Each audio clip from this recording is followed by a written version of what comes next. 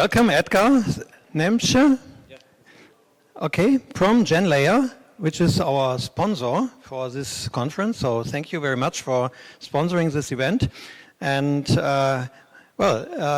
up to you. The stage is yours, and we are keen to hear what you have to tell. Thank you so much. Thank you. Thank you for having me. I'm Edgars Nemše. I'm the co-founder, chief product officer of YeagerAI, and we are building a new platform called GenLayer. And I'm here to tell you a little about how we can change parametric insurance using GenLayer. So a little bit of setup. You know, we all know traditional insurance is starting to get pretty outdated. Manual assessment, a lot of paperwork, it's slow, there's delays, lack of transparency, a lot of issues. That's why I think we're all here in this decentralized insurance conference. And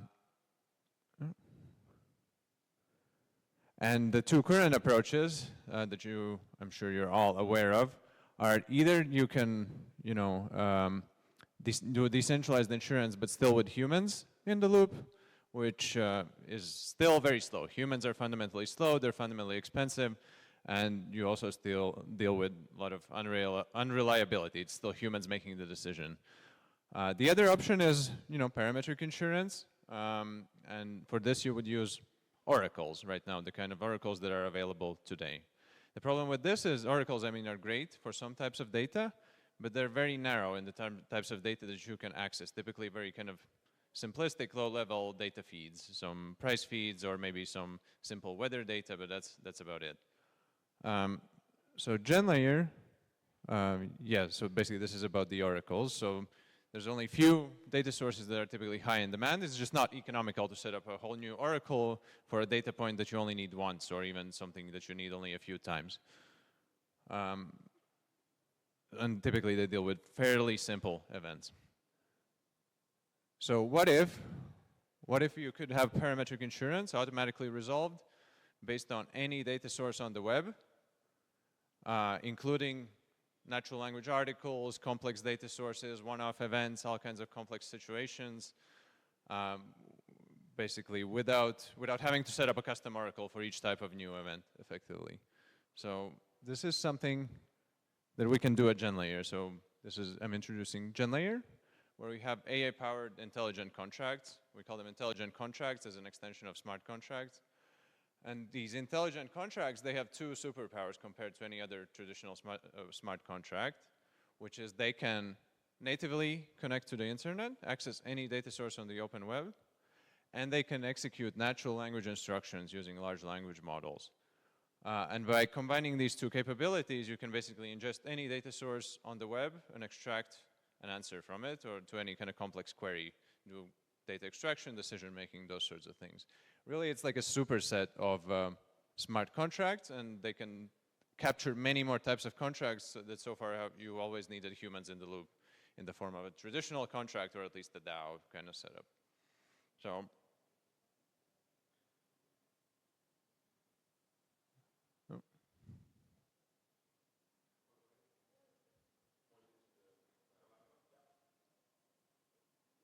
no, let me just do it manually. What's going on? Okay. Basically, you can think of these intelligent contracts. They sit in the middle of regular traditional paper contracts in terms of the power they have. On a paper, we can write anything, any kind of complex rules, any kind of natural language, rules and points and different kind of things. And the problem is, if we have to go and resolve that, we have to go to a human judge. That's going to take us a year. That's going to cost us 10 grand. So super powerful, but very slow, very limited. Then you have smart contracts. They kind of fixed this for some use cases. Let's say you want to do some sort of, Ethereum price insurance, very simple contract. Great, you can do a smart contract. It's going to be self-resolving, instant, super fast, super cheap. But the moment you want to kind of deal with the real world or deal with complex scenarios, you start running into problems, because it's hard to describe, or impossible to describe, many kind of rules in low-level formal languages such as code. You need the power of natural language, and you need access to the real world. Those two components are pretty essential for a powerful contract. So GenLayer gives you both of those. Here we are. how does this work? How can we actually make this reliable? Because I'm sure all of you have used ChatGPT. You know that it's not perfect. It can make mistakes. It can hallucinate. It's not 100% reliable. So the solution we came up with, we realized is that, yeah, you don't want to trust a single large language model. It's a biased entity. It's a subjective entity. It's more like a person than an objective computer program. So the way we solve it is that we have many validators with many different large language models, and we aggregate their intelligence. Some of you might know Kleros, so it's kind of like Kleros, but instead of people, you have AIs that work together to resolve any queries. More specifically, for any given transaction, let's say we want to resolve some parametric insurance contract. Is it flooding in Bangkok? We're going to go to weather.com, fetch some data, and resolve this contract. So for this transaction, one of the validators is going to be randomly selected to be the leader. And this validator, they're free to choose what large language model they use. That's up to them. They're economically incentivized to provide good answers, but we don't do any proof of inference or any other mechanism to force them to use a specific model. So it's up to them. They have a lot of latitude how to implement that. But so they're selected, and they execute the transaction, and they propose a result. So they fetch some data, they use their own large language model, and they proposed some result. Then, to make sure that it's actually correct, we select 4 other validators, and they check what the leader has done. And this is flexible and controllable by the developer. In this case, they would also go to the same website, also fetch the same data, and do some sort of a comparison, which can be exact comparison or more threshold-based comparison, or even using their own large language model to check that something is essentially the same or some result is good. In this case, they would check that the flood result, whatever data point we're relying on, is the same. They fetch the same information. It has to match exactly.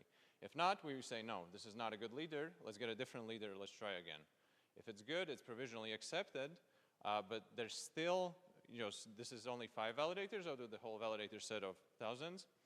So there's some period of time during which this transaction can be appealed, something like half an hour. It's configurable for the platform. During this period, anybody from the outside can submit a bond and say, no, I think this result was wrong, either maliciously or by accident, just super unlucky. Once the bond is submitted, twice as many validators are added to the validator set. They look at the original output, see if they still agree with it or not. If not, then overturn it, get a new leader, produce a new output. And in this way, you can keep appealing and scaling and adding validators until you have the entire validator set evaluating this transaction. And there's this mathematical theorem called the jury theorem, which states that if you have a set of jurors trying to make a decision, and each one of them is 80% likely to produce a correct answer, which is already super low. But let's say they're 80% accurate to produce this correct answer. In that scenario, if you keep adding more independent, uncorrelated jurors, you can get as arbitrarily close to 100% accuracy as you need to.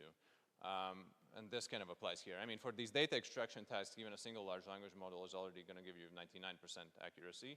But with this mechanism, you can really ensure that it works 100% of the time.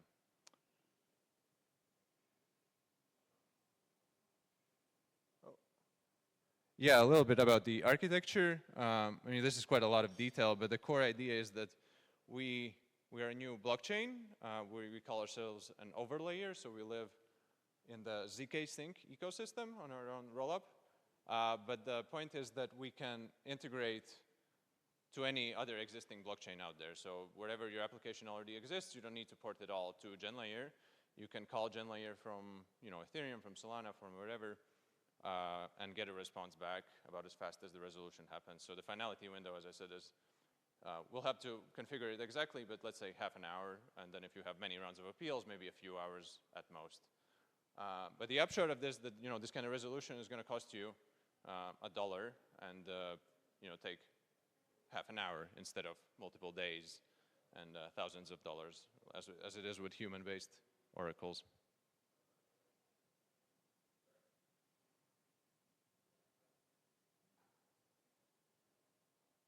Yeah, and you can any data that's on the web, you can use. I mean, to even extend that, if you have any data source that can provide ZK proofs, that's another way to bring in more private data, but the typical use case is the public data, any data on the web. So you can go to a raw web page, so there's no need to create a special API or anything like that. You can ingest, let's say, bbc.com, feed it into the large language model, figure out who won the election, anything like that. Any query like that is answerable. And this is all fully transparent and auditable and controllable. This non-determinism is isolated. So the top layer of the contract is still code, Python code, and then it has these non-deterministic blocks inside it. So you can really isolate the parts that, and narrow them down to small tasks to increase maximum reliability while still maintaining a fully deterministic structure for the rest of the contract, so that there's no latitude for the validators to do something weird, which is the case sometimes with human-based oracles, where the whole definition is in text. It's really up to the people in the kind of reading the text to actually follow the text. It's just a block of text, right? Here you can really narrow it down to very specific non-deterministic tasks, and the outer layer about the rules and path and kind of state machine of that whole thing can be deterministic.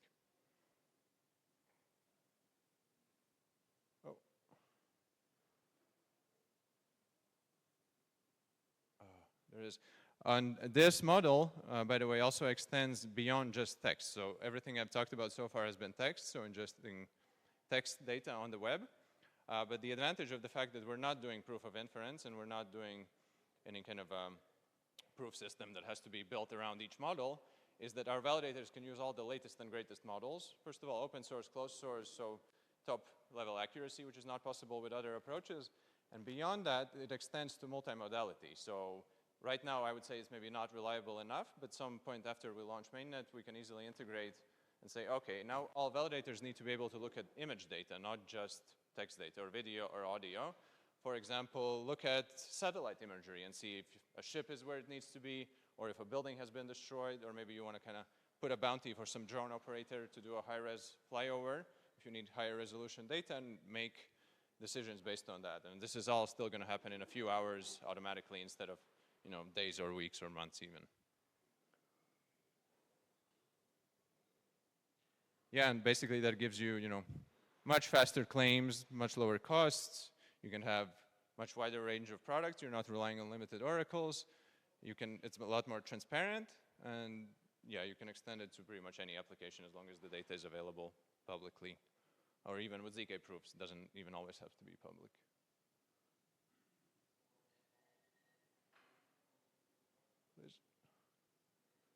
Oh yeah, a little bit about our roadmap. So we are still in a local testnet phase. So today you can go to studio.genlayer.com. It's like a remix-style web IDE, and it runs a local version of the network where you can see prototype contracts like a football score prediction market that uses BBC as a data source. And it already works, and it already uses multiple different large language models, and you can play with that, but it's all running on a single machine. We're targeting testnet. First testnet before the end of this year, so with multiple validators running, and then through a few different testnets, Q2 25 would be full mainnet when it's running in a fully decentralized, autonomous fashion. You're able to deploy these contracts in production.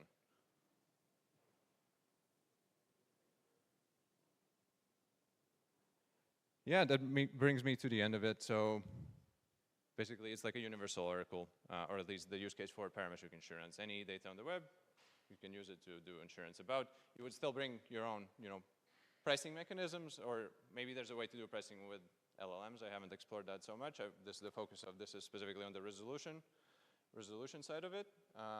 But yeah, with that, you can see how much cheaper and faster things could operate if this kind of system is in place. And that is.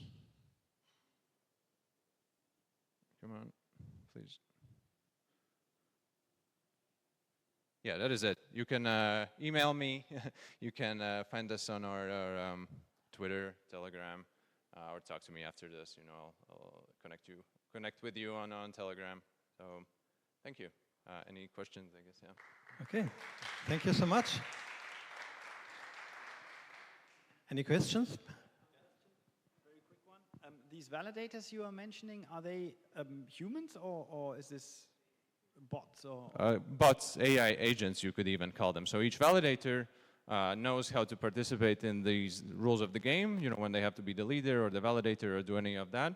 And they have connected a web browser for web browsing and a large language model, or even multiple large language models of their choice. They could have a router for different types of contracts that they want to choose a different model. But this is all large language models, and the time scale of this is all happens within minutes. The leader posts the result, the validators post the result. These are all large language models doing the work. Okay, but operated by sort of, let's say, nodes of your network? Or? Yes, so it's like a delegated proof of stake network of validators. So of course some entity or human is setting up the validator and improving it over time. They have an incentive. I didn't go too much into the incentive mechanism in the network. They have an economic incentive to provide better and better answers over time, which means they get appealed less and they make more money. And on the other side, they can save costs if they can make it cheaper to operate. Thank you. Okay, I have a question too. You mentioned that you are actually asking different sources, and then either they have a consensus or you have this appeal mechanism. How do you ensure finality in this process? So, for example, I can imagine if I ask 3 different chatbots, then they will generate maybe similar answers, but if I then go into this loop, then maybe I will never reach consensus, or how do you do this? Yeah, I think there are 2 questions in it. The first one is basically, you're absolutely right. So a large language model, it can give you, depending on what you ask it, it can give you different answers that are not even strictly comparable. Let's say you want to summarize an article. Well, if you ask 1 million people or 1 million different language models, you're going to get 1 million different summaries. So the way we solve this is through this leader and validator split. So there's always one leader that proposes an answer, and then the other validators validate the answer using their own large language model, depending on the criteria that's defined. So in that case, yes, one of them proposes the answer, the other ones see, do I agree with this answer or not? And that's quite flexible how the developer wants to do that, but that's the general idea, because you're absolutely right. There are some outputs that are just not comparable. How do you form consensus on 2 different summaries, right? The other part of the question is how do we reach finality? Finality in this case is just time defined. So after the first round of the transaction, we say, okay, there's half an hour period for appeals, either by the user or anybody other interested party, or we expect even professional appealers. So this is economically incentivized, that there should be entities that monitor the network and see, okay, this went wrong. Let me appeal. I'm going to make some money by doing this. And then, if the time expires and there are no more appeals, then we consider it final. Yeah. Okay, thank you so much. Yeah, I got asked a few minutes ago, is there a list of risks that are included in this mechanism, or can the insurance company create any type of risks to insure? This is a fully general platform, so we are building a product on top of it called the Intelligent Oracle that's more focused already, so that you don't have to build it from scratch.